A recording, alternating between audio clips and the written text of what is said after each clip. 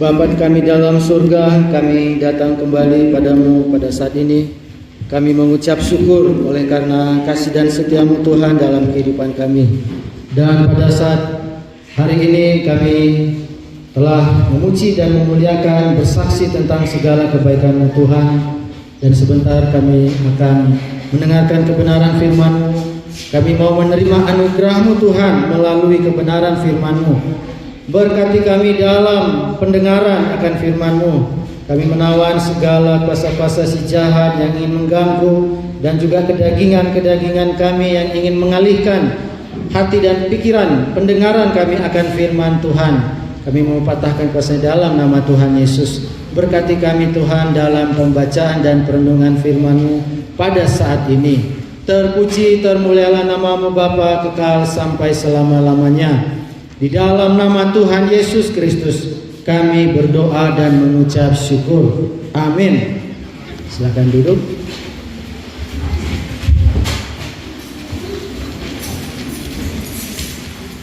Bapak Ibu Saudara yang terkasih dalam nama Tuhan Yesus, dalam sebuah mitologi dikenal yang namanya Perang Troya. Perang Troya. Apa itu Perang Troya? Perang Troya terkenal dengan namanya kuda Troya. Pada waktu itu orang-orang Troya itu begitu ini peperangan antara Troya dengan Sparta, antara Troya dengan Yunani. Orang-orang Yunani sudah 10 tahun mengepung kota Troya tetapi tidak bisa. Lalu mereka akhirnya mengirim sebuah kuda Troya yang sangat besar. Dan orang-orang Troya ini sangat senang. Ya, sangat senang karena mereka mengira mereka sudah menang. Mereka berpesta pora, mereka melihat kapal musuh sudah tidak ada lagi kelihatan. Lalu mereka menerima hadiah ini, ya, kuda Troya. Mereka bawa masuk ke dalam kota.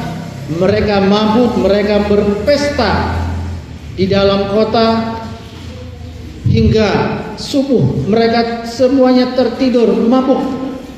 Lalu ketika subuh semuanya tertidur, tidak disangka ternyata di dalam kuda Troya itu ada tentara-tentara Yunani yang bersembunyi di dalam kuda Troya itu.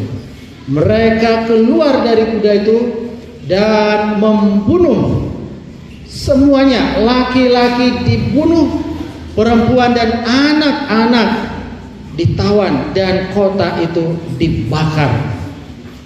Orang Troya yang mengira mereka menang, ternyata mereka kalah. Mereka kalah, mereka dijebak, mereka ditipu dengan kuda. Patung kuda yang terbuat dari rotan, tetapi di dalamnya adalah orang-orang tentara. Bapak Ibu Saudara yang terkasih dalam nama Tuhan Yesus, tema firman Tuhan hari ini, kebangkitan Kristus, membawa kita kepada kemenangan. Sejak semula manusia sudah kalah.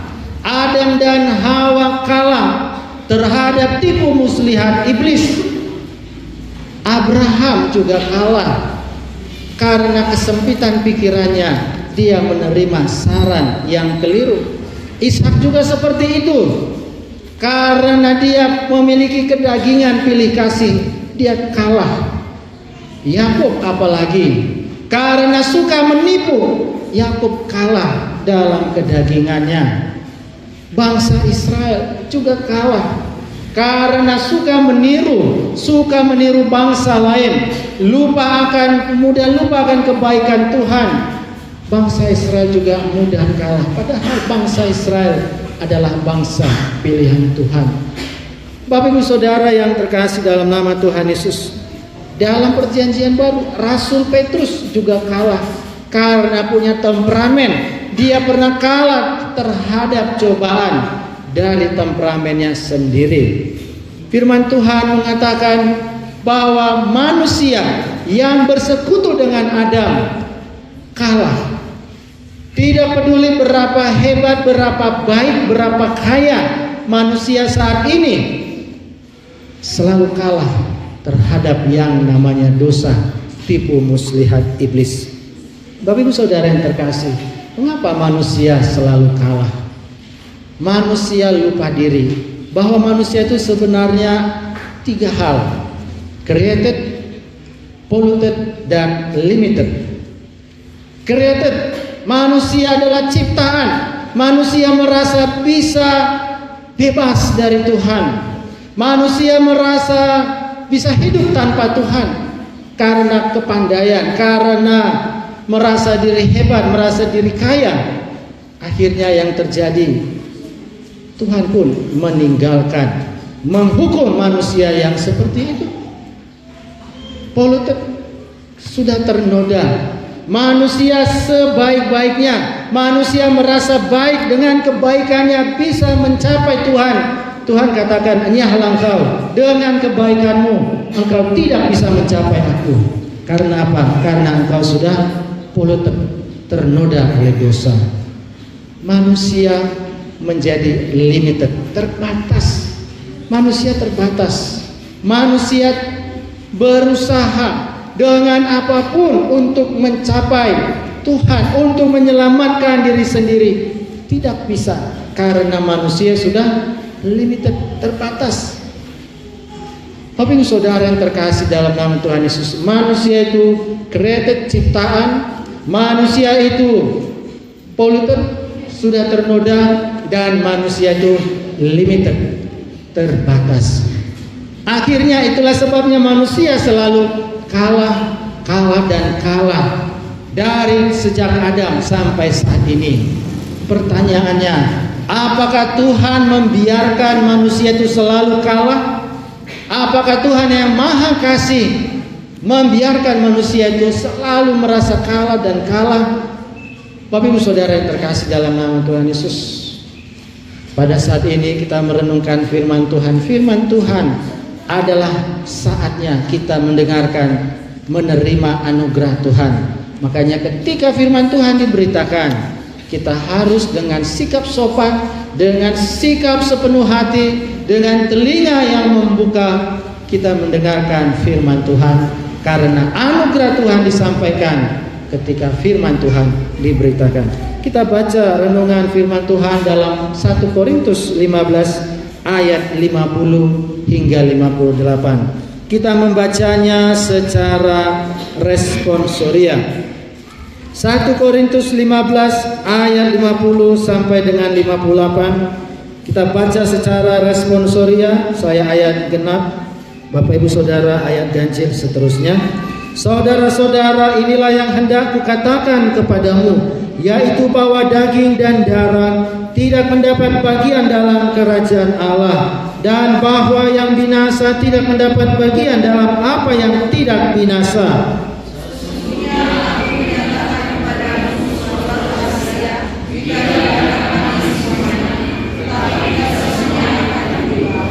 Dalam sekejap mata pada waktu bunyi nafiri yang terakhir, sebab nafiri akan berbunyi dan orang-orang mati akan dibangkitkan dalam keadaan yang tidak dapat binasa, dan kita semua akan diubah.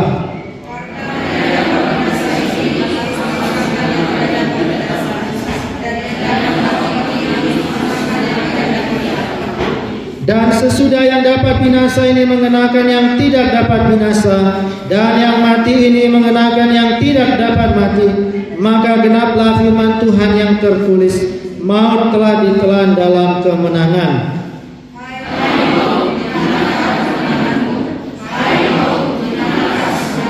Sengat maut ialah dosa, dan kuasa dosa ialah hukum Taurat.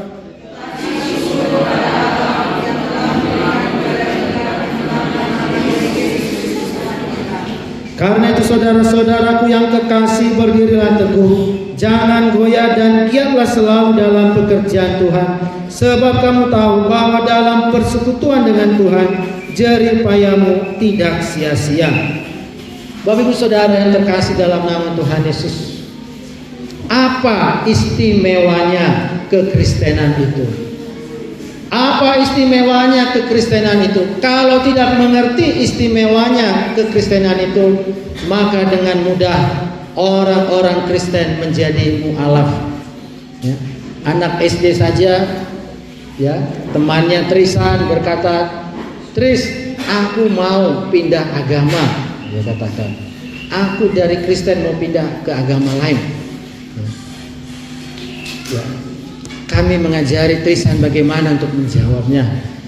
Kalau tidak mengerti kekristenan, apa istimewanya kekristenan, maka orang-orang Kristen akan dengan mudahnya berkata, ternyata semua agama sama saja.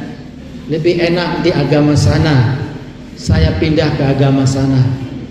Bapak Ibu Saudara yang terkasih, dalam kekristenan ada dua hal yang istimewa. Dua hal yang istimewa. Yang pertama, yang kosong diisi. Yang kedua, yang berisi dikosongkan. Yang kosong diisi. Apa itu yang kosong diisi? Rahim Maria. Kelahiran Yesus bisa ada karena pekerjaan Roh Kudus. Intervensi Allah, campur tangan Allah, kuasa Allah. Makanya tanpa sentuhan laki-laki, Maria bisa mengandung dan melahirkan Yesus Kristus. Itu yang pertama. Ada intervensi Allah. Bapak Ibu Saudara, pernahkah Allah mengintervensi kehidupan Anda?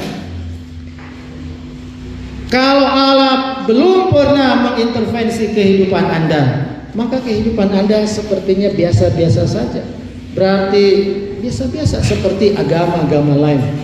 Tetapi karena Allah mengasihi kita, maka Dia intervensi dalam kehidupan Anda supaya mau bekerja sesuatu, menghasilkan sesuatu dalam kehidupan Anda.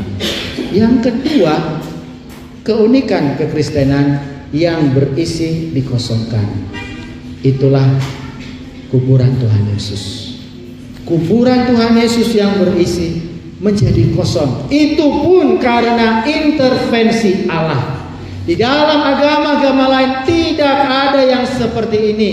Intervensi Allah dalam kehidupan pemeluk agama itu, sehingga kuasa Allah benar-benar nyata.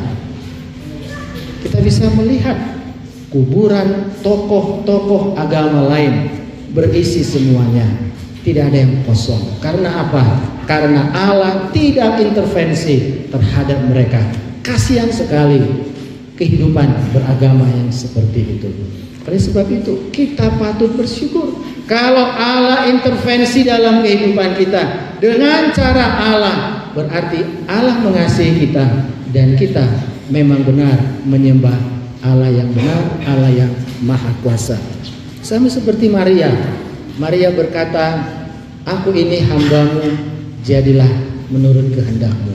Maria taat, Maria rendah hati ketika Allah mau memakai dia menjadi alatnya. Bapak Ibu Saudara yang terkasih dalam nama Tuhan Yesus, berbicara kebangkitan di Mesir, orang-orang Mesir juga mengharapkan kebangkitan. Makanya orang-orang mati di Mesir perutnya dikosongkan, diisi dengan rempah-rempah supaya apa? Awet, supaya nanti ketika suatu saat bangkit maka mereka bisa membalas dendam, membalas dendam kepada orang-orang yang sudah menindas mereka selama hidup. Berbeda dengan konsep kebangkitan di dalam kekristenan. Bapak Ibu Saudara, tema firman Tuhan pada saat ini, kebangkitan Kristus membawa kita kepada kemenangan. Siapa yang menang? Apakah kita ataukah Kristus? Bagaimana bentuk kemenangan itu? Kemenangan yang seperti apa? Yang pertama, dalam renungan firman Tuhan ini, menang dalam ketaatan kepada Allah.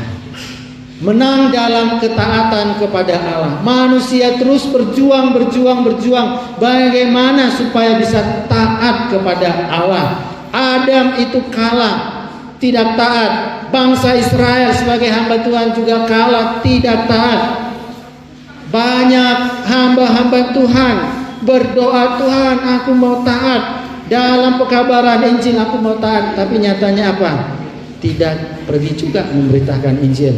Dalam nyanyian-nyanyian, Tuhan aku mau menyenangkan-Mu, tetapi apa yang terjadi?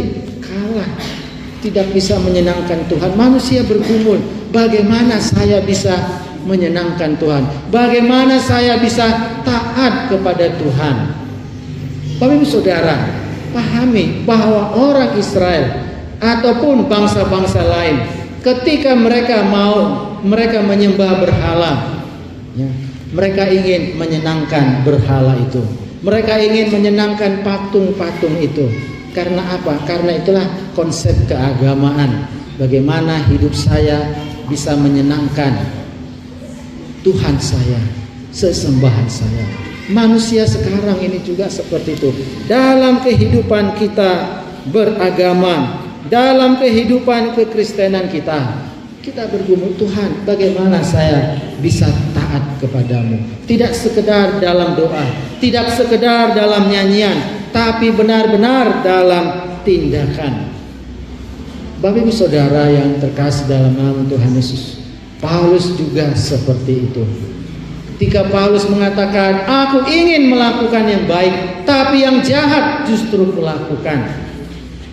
Celakalah aku, manusia yang berdosa ini.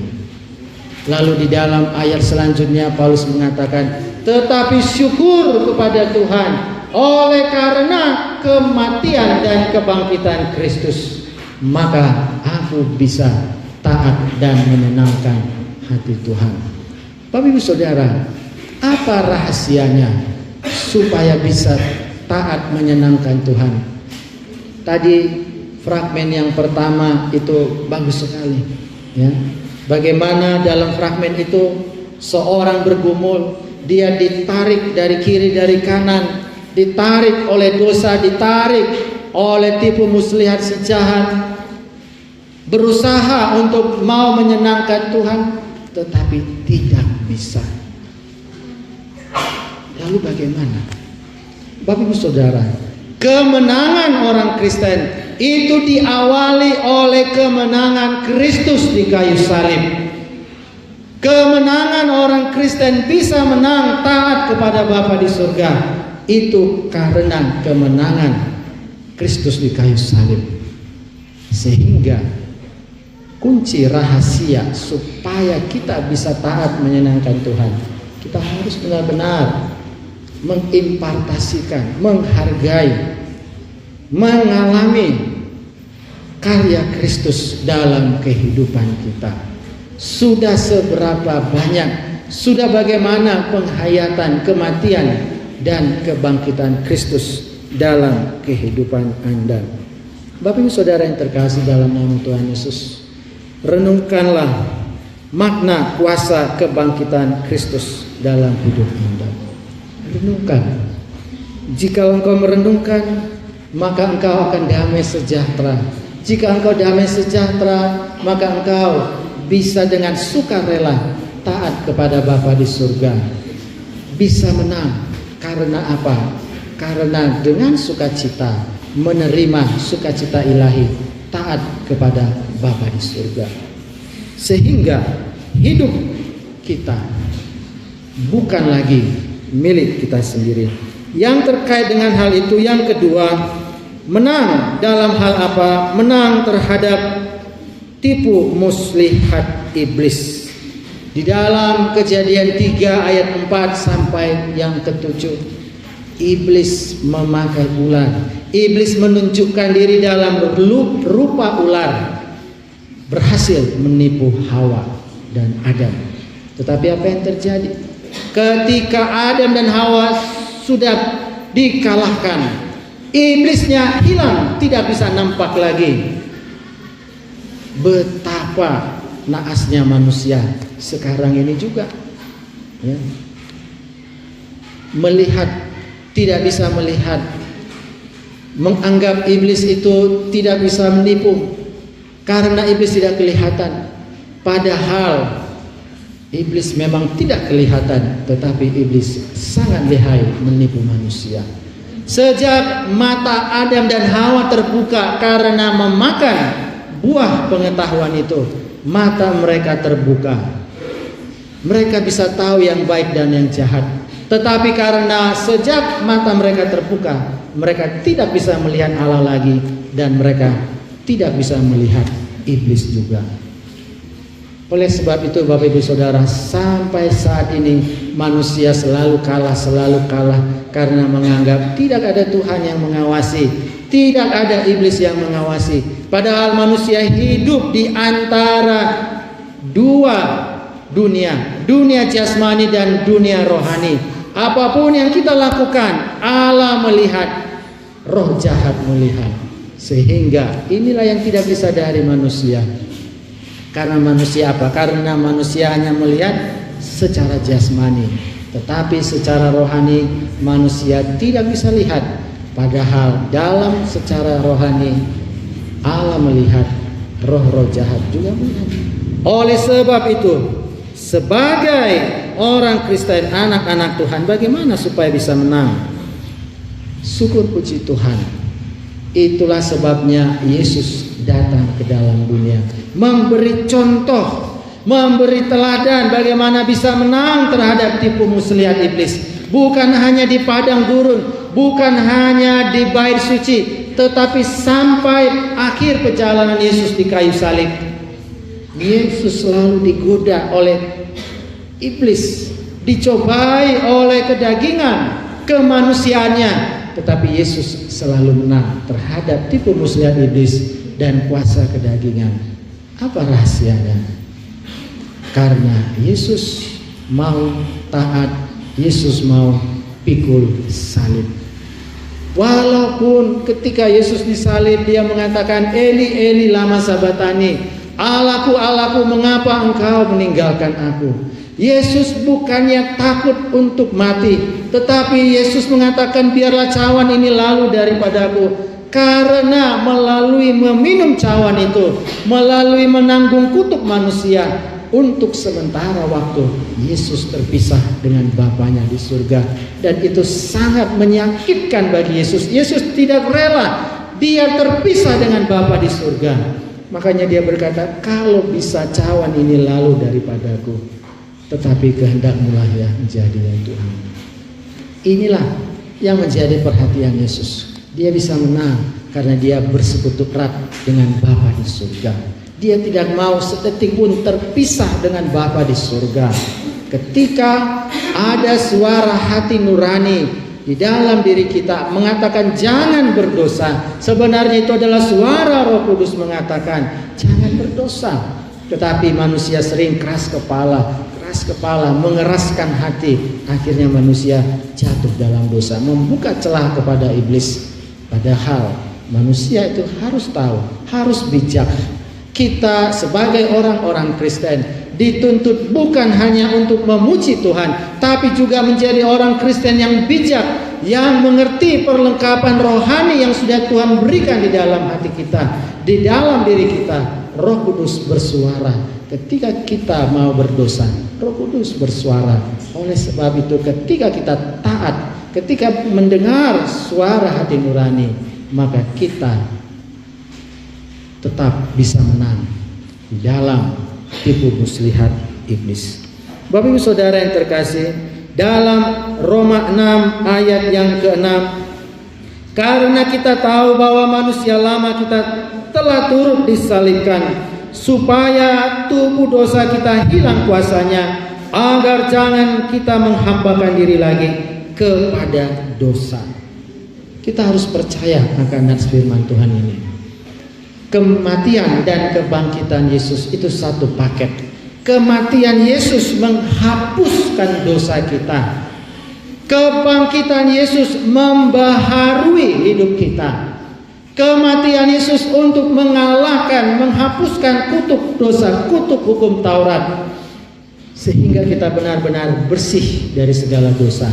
Dan tidak hanya sampai di situ, Yesus bangkit supaya kita bisa hidup diperbaharui, dan kita mulai saat itu bisa menyenangkan hati Tuhan, karena tidak ada lagi beban dosa, tidak lagi terbelenggu oleh dosa, tidak lagi berbeda dengan orang-orang di luar kekristenan. Mereka masih dibelenggu oleh dosa karena Kristus belum berkarya dalam hidup mereka. Inilah yang luar biasanya kalau kita memahami makna kematian dan kebangkitan Kristus. Kita bisa mengalahkan segala tipu muslihat iblis. Kita bisa menjadi pemenang. Jadi Bapak Ibu Saudara, Yesus mengampuni dosa kita, bukan supaya kita bebas untuk berbuat dosa lagi, tetapi Yesus mengampuni dosa kita supaya kita semakin bijak, semakin berkuasa, semakin suci untuk mengalahkan tipu daya iblis. Yang ketiga, Bapak Ibu Saudara, kita menang terhadap musuh yang terakhir. Itulah yang kita baca tadi. Yang ketiga, kita menang terhadap musuh yang terakhir, yaitu maut. Maut adalah kebinasaan kekal. Saya ditanya oleh anak saya kelas 12 SMA, "Pak, bagaimana soal matematika ini? Apa jawabannya?" Wah, saya tidak tahu. Itu sudah puluhan tahun yang lalu belajar matematika kelas 12 SMA. Ditanya fisika, tidak tahu. Bapak Ibu Saudara, apakah soal tersulit di dalam dunia ini? Apakah soal fisika? Apakah soal matematika? Soal kimia? Jawabannya tidak. Soal tersulit di dunia ini yaitu bagaimana, kemana roh manusia setelah roh manusia itu meninggalkan tubuhnya. Roh manusia meninggalkan tubuhnya, kembali ke tanah. Roh manusia itu kemana? Ini yang bergumul manusia itu. Firman Tuhan mengatakan roh manusia setelah mati dia kembali ke Firdaus bagi orang yang percaya kepada Kristus. Tapi bagi orang yang di luar Kristus, dia pergi ke alam baka, alam maut. Di dalam Firdaus. Berapa lama di Firdaus? Sampai menunggu kebangkitan Tuhan Yesus datang kedua kali. Orang-orang yang mati akan dibangkitkan dan mengenakan tubuh yang tidak dapat binasa, dan bersama-sama Tuhan Yesus ke surga yang mulia. Begitu juga yang masih hidup menyongsong Tuhan Yesus di awan-awan dan pergi ke surga selama-lamanya. Itu yang kita baca dalam nas firman Tuhan 1 Korintus 15 ayat 50 sampai 58. Bapak Ibu Saudara yang terkasih, dosa membuat manusia yang mati menuju kebinasaan. Tetapi pengampunan dosa membuat manusia yang di dalam Kristus ketika mati menuju kehidupan kekal di surga selama-lamanya. Oleh sebab itu manusia harus disucikan dari dosa-dosanya. Apakah yang bisa menyucikan manusia? Apakah doa yang panjang, yang bertele-tele bisa menyucikan dosa manusia? Apakah lagu pujian yang begitu merdu, yang panjang, yang nyaring bisa menyucikan dosa manusia? Tidak bisa. Ada 3 hal yang bisa menyucikan dosa manusia. Yang pertama, darah Tuhan Yesus Kristus. Yang kedua, firman Tuhan. Dan yang ketiga, Roh Kudus. Ketiga hal yang ilahi ini, pribadi yang ilahi ini, darah Tuhan Yesus yang tercurah di kayu salib, itulah yang bisa menyucikan dosa manusia. Orang yang hidup di dalam firman Tuhan hari demi hari, dia akan disucikan oleh firman Tuhan itu. Dan orang yang hidup dalam pimpinan Roh Kudus, mendengar suara hati nuraninya, suara Roh Kudus, maka itu akan menyucikan dia dari dosa-dosanya. 3 hal, 3 pribadi yang bisa menyucikan: darah Yesus Kristus, firman Tuhan, dan Roh Kudus. Oleh sebab itu, Bapak Ibu Saudara yang terkasih dalam nama Tuhan Yesus, saya beberapa kali melihat foto. Ada foto yang orang tersenyum, dia di foto tersenyum. Tetapi beberapa jam kemudian orang itu naas. Ada orang yang di foto tersenyum di dalam pesawat, pesawatnya terbang, lalu pesawatnya itu jatuh, orang di dalamnya semua mati. Ada orang berfoto di dalam bus wisata, di dalam bus upload foto. Tidak lama kemudian busnya itu terbakar, semua orang di dalamnya mati. Ada orang berfoto, anak-anak muda berfoto di gunung berapi, senang berwisata.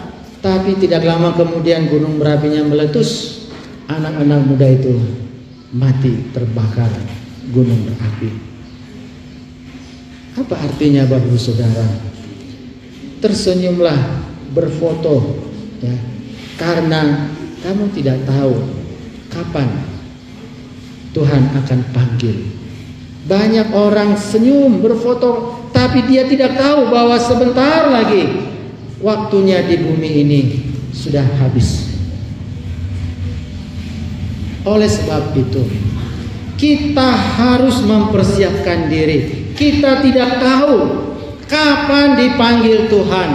Kita tidak tahu kapan waktu kita habis di dunia ini. Jangan sampai Tuhan memanggil kita ketika kita dalam keadaan berdosa.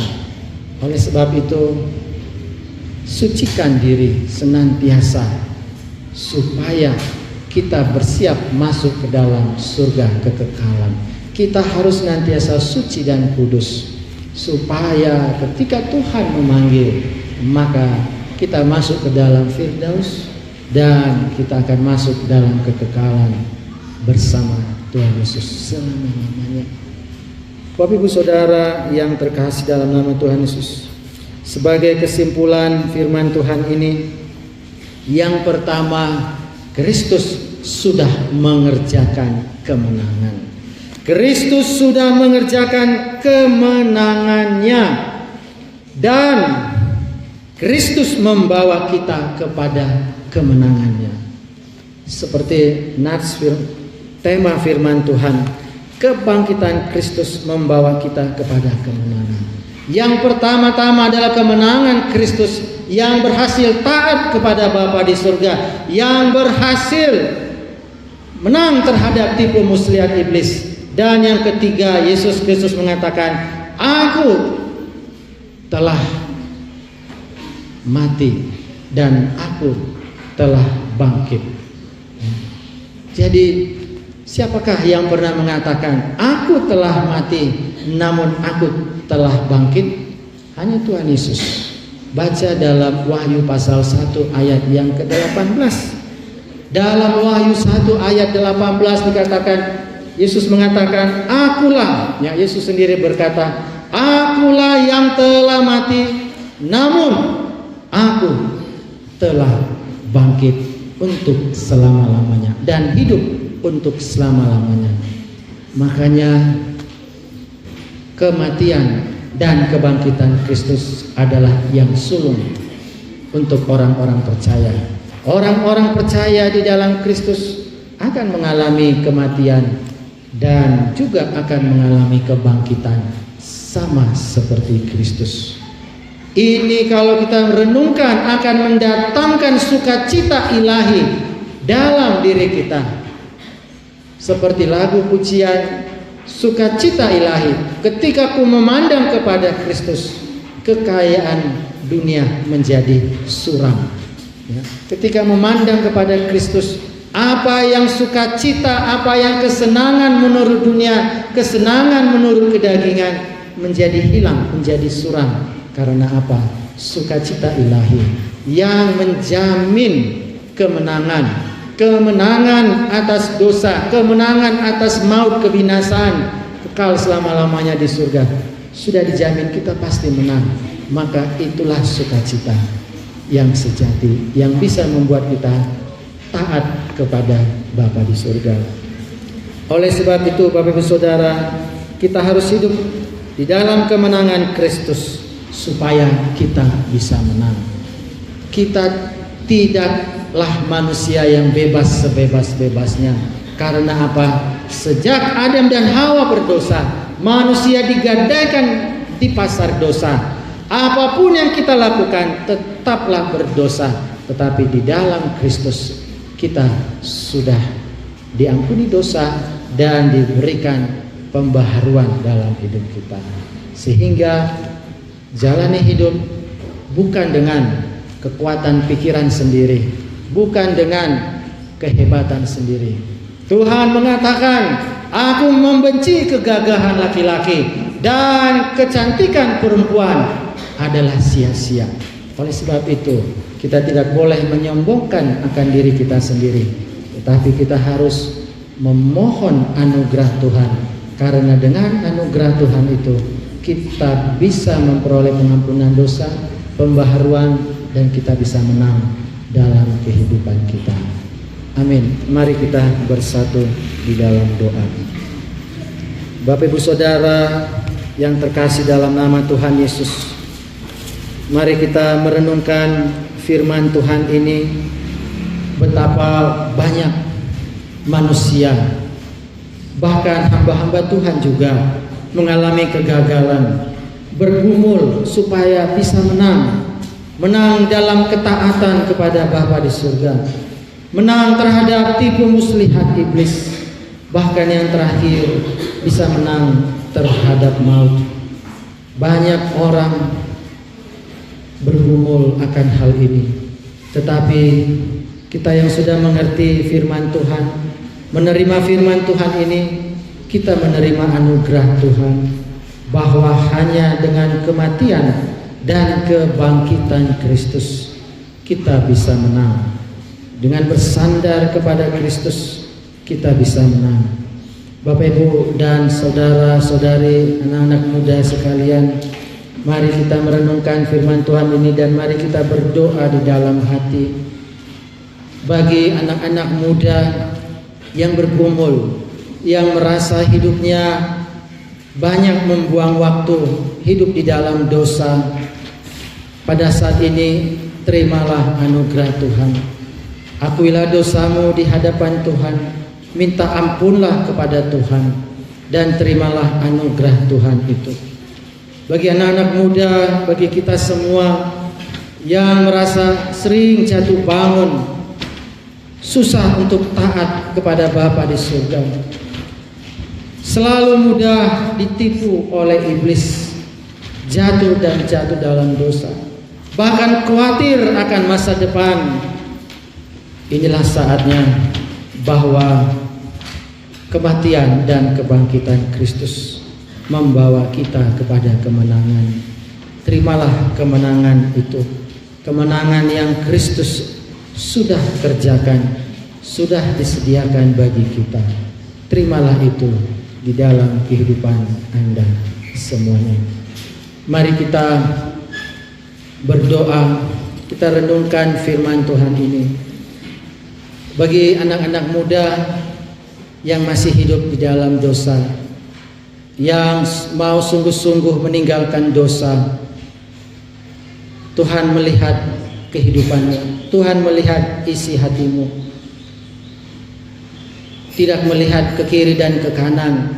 Bagi yang mau meninggalkan dosa, angkat tangan supaya Tuhan mengampuni segala dosa-dosamu. Puji Tuhan, silahkan turunkan tangan. Bagi anak-anak muda yang merasa hidupnya sia-sia, yang merasa hidupnya sia-sia, namun ketika mendengar firman Tuhan, mau hidup sungguh-sungguh di hadapan Tuhan, maka berdoa, datang pada Tuhan, angkat tanganmu. Bagi anak muda yang mau hidup sungguh-sungguh di dalam Tuhan pada saat ini, silahkan angkat tangan. Puji Tuhan, silahkan turunkan tangan. Tuhan melihat isi hatimu. Dan yang ketiga, yang terakhir, bagi anak muda yang mau berkomitmen menjadi hamba Tuhan, menyadari bahwa menjadi hamba Tuhan itu adalah panggilan Tuhan yang mulia. Jikalau Tuhan memanggil di dalam hati Anda untuk menjadi hamba Tuhan, melayani Tuhan sepenuh waktu, mari angkat tangan. Tidak usah malu lihat kiri dan kanan. Yang ingin menyerahkan hidupnya kepada Tuhan, melayani Tuhan. Amin. Puji Tuhan. Kita berdoa bagi kita semuanya. Kita memberikan waktu ini datang kepada Tuhan. Biarlah di dalam Paskah STTU ini hidup kita diperbaharui dengan cara meninggalkan dosa, menerima Roh Kudus masuk dalam hatimu, memimpin kehidupanmu, membaharui, menciptakan engkau menjadi lahir baru, dan engkau diperbaharui dengan kuasa kebangkitan Kristus, kuasa Allah yang sejati. Mari kita bersatu di dalam doa. Bapa kami di dalam surga, kami datang padamu. Di sini ada beberapa orang ya Tuhan yang mau sungguh-sungguh meninggalkan dosa, yang tidak mau kalah dan gagal terus dalam kehidupan ini, yang mau hidup taat kepada Tuhan. Tuhan, Engkau melihat isi hati mereka. Biarlah mereka boleh memahami kuasa kematian dan kebangkitan Kristus. Kematian Kristus menghapus segala dosa mereka.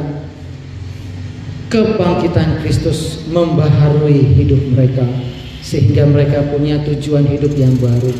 Mereka punya cara pandang yang baru. Mereka punya nilai hidup yang baru, yaitu hidup bagi Kristus. Berkati ya Tuhan anak-anak muda yang sudah mengangkat tangan. Biarlah Tuhan menghapus segala dosa mereka, melahirbarukan mereka, memimpin hidup mereka, sehingga mereka menjadi ciptaan baru, lahir baru. Berkati mereka semuanya ya Tuhan. Berkati kami dalam mengaplikasikan firman Tuhan ini dalam kehidupan kami masing-masing. Kami sebagai hamba-hamba-Mu di tempat ini, biarlah kami menjadi pemenang di dalam kemenangan Kristus yang Kristus sudah kerjakan melalui karya kematian dan kebangkitan. Terima kasih Bapa. Inilah doa dan ucapan syukur kami. Di dalam nama Tuhan Yesus kami mengucap syukur dan berdoa. Amin.